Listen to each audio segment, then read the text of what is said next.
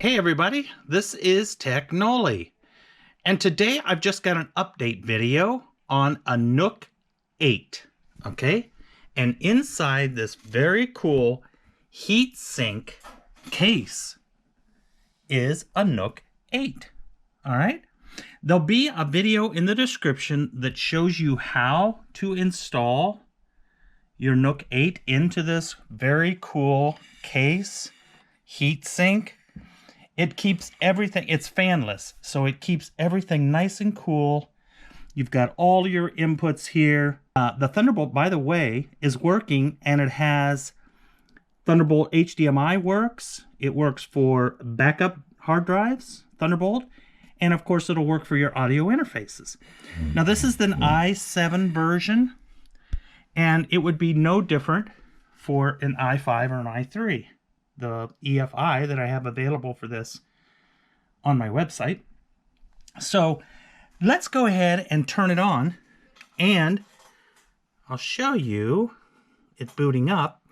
And we're going to run some benchmarks on this one because it is an i7, and this will give us an idea of what we can expect out of this. Now this gentleman that sent this to me put in 32 gigs of RAM and of course an NVMe, and it runs really snappy, really snappy. And I just love this case. I love this case because it keeps it nice and fresh and cool. And it looks nice, right? It looks very cool next to the monitor. All right, let's go ahead and log in. We'll switch over to our screen catcher software, and we'll do some benchmarks.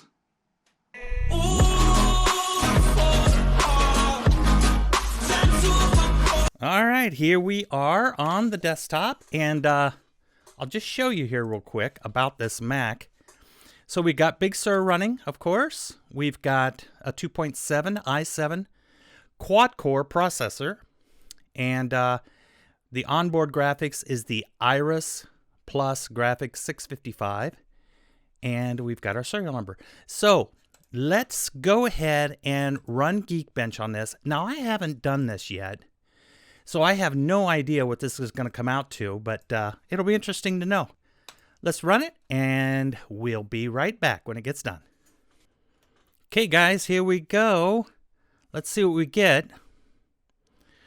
Okay, great single score, 1106. Multi-score, of course, is going to be low because we're only dealing with a quad core, and it's 2.7 gigahertz clock speed. But let's see. Comparing it to a Mac, 1106, so right here, iMac 2017 from 27 inch, i7 8700. Now this, remember guys, this is 8th generation, so this is 2 gens back. So this is not going to be, anything near what we're doing today on our custom builds, but still really nice in such a small package. Okay, really nice. Now I'm gonna go ahead and do Cinebench, but I don't think it's gonna be anything that we're gonna be like, oh yeah, this is my new video editing machine, because it's just not, guys. It's just not. Can you do a little bit with it? Sure, but let's run it. We'll see how bad it is. Okay. Okay, guys, we're screaming to the end of this test. Not really. You guys know, this is onboard graphics. This is not what we're used to with our, 10th gen systems with 5700 graphics cards running and all that. So let's just see how bad it is. Okay, so there it is, 1765. Now, when you compare that to some other machines here, this is 4 cores, 8 threads. So this is an i7 6700, an i7 7700K, which is the same vintage as this one. So, for onboard graphics and everything, it is what it is. It's not 10,000. But you can do a few things with it. But this is good that I can show you low-end systems, because then when you're looking at what do I want to get? What do I want to build in a Hackintosh? Well, I want something that I can edit video on and not be sitting for hours and hours and hours. Well, I wouldn't suggest this would be the machine that you would use this for. But, you know, for everyday use, and even, yes, even, are you ready for this? Logic Pro. I went ahead and did a test on this, and I was quite surprised. Let me show you. So what we've got here, guys, let's look at the preferences here. We've got it set up for 128 buffers. Let's put this to 64 and apply it. And recording, we're 24-bit. And let's see here, 48 sample rate, okay? Now, let's see if we can do, which I think I already did this test. This is 50 tracks. And for all you out there that have never seen these tests before, I'll show you real quick. There's a synth and VSTI, an instrument synth on every channel, and 5 plugins on every channel. And then we've just got a limiter on the stereo bus right here. So there's 50 of them. Let's see if we can run 50. Now wait, hold on. System overload. Wait a minute. I want to show you the performance meter. I forgot that, okay? So there's the performance meter. Let's hit this again. We got a system overload at 50. Let's see if we get it again. It might have been because, yeah, system overload. Okay, now watch this. I'm going to change the buffer size to 128 and see if we can get it to work. Just want to give you a good, yeah, still a system overload. All right, so let's back it down to 40 tracks. All right, so here's 40 tracks, and I'm going to run this at 64 buffers because I think a lot of guys out there would like to not hear any echo in their recording when they're recording. So let's run 64 buffers, 40 tracks at 48K. Yeah, no problems at all. We've still got a little bit of room here on the performance meter. So, hey, tiny little computer, and you can run some logic on this, or a DAW of some sort.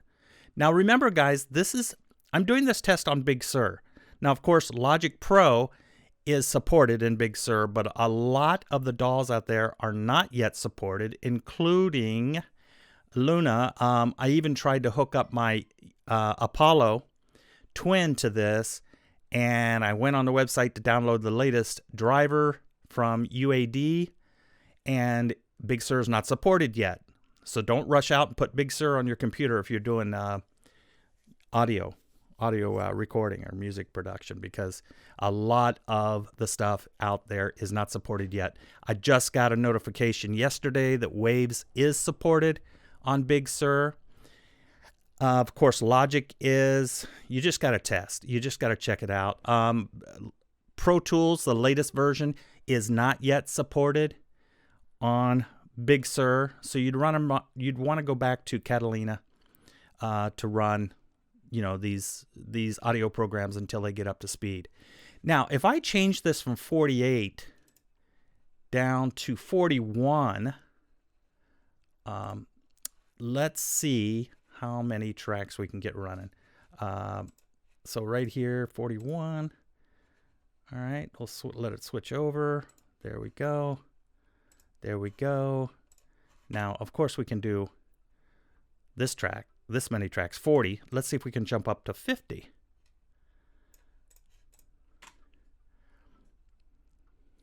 All right. So it looks like we're good here. So yeah, 50 tracks at 41K, an easy 40 tracks at 48. Now, I know you want to get silly and you want to say, well, can I record like 20 tracks of 96? I don't know. Let's see. I haven't tested it. Let's see if we can. Audio, bing, bing, bing. Clicked on the wrong thing. All right, here we go. And let's go to 96. Let's see how crazy we can get. All right. Now I got 20 tracks running. And we're pegged. Remember, we've only got 8 threads to play with here. If we get past the 7th bar, we're good. Yep. All right. 20 tracks at 96. Not horrible. I'd like to have 24, but I don't think I can get 24 tracks out of it. But I bet I could at 90 or 88. There's 24 tracks. Now, system overload. Real quick for all you diehards out there that want to see what's going on. Let's go to 88. Let it switch over. And we'll go out of here. All right, let's hit it. 88. Now, so yeah, 20 tracks. When you're running probably 88 or 6, you might be able to do 22 tracks at 88. But there you go. I mean, it is a machine that you could work with. You could definitely work with. If you're on a budget, you want something cute, something small, something portable, you can drag it with you pretty easily. And it'll do a little bit of work. So it runs really good. Now, I'm going to put a link to the little Bluetooth adapter that I had to use. If you're going to use Bluetooth, even though it's showing up here, and it's even showing some devices, it's very flaky.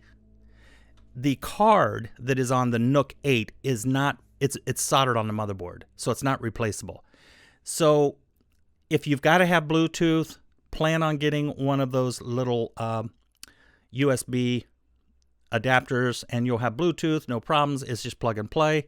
Wi-Fi does work beautifully on this. As you can see, I'm connected to Wi-Fi. So you're good to go. Not a bad machine for all you NUC lovers out there. So here we got it. We got a NUC8. We've got audio working. We've got HDMI audio working. We've got Thunderbolt HDMI working. We have Thunderbolt. I've tested a Thunderbolt hard drive backup working. Of course, it'll work with your audio devices if you have the drivers installed. And we're running Big Sur. So this EFI is available at TechNolli.com if you want to get it. It was a little tough to build. I'm not going to lie to you. It's not just a very simple process. Or I would do a complete video on how to make the EFI for this one. So it's a little tricky, but we got it working. So there we go, guys. Thanks so much for watching. I hope you enjoyed the video. And please subscribe if you're not a subscriber now. I really appreciate it. Have a good day. Bye.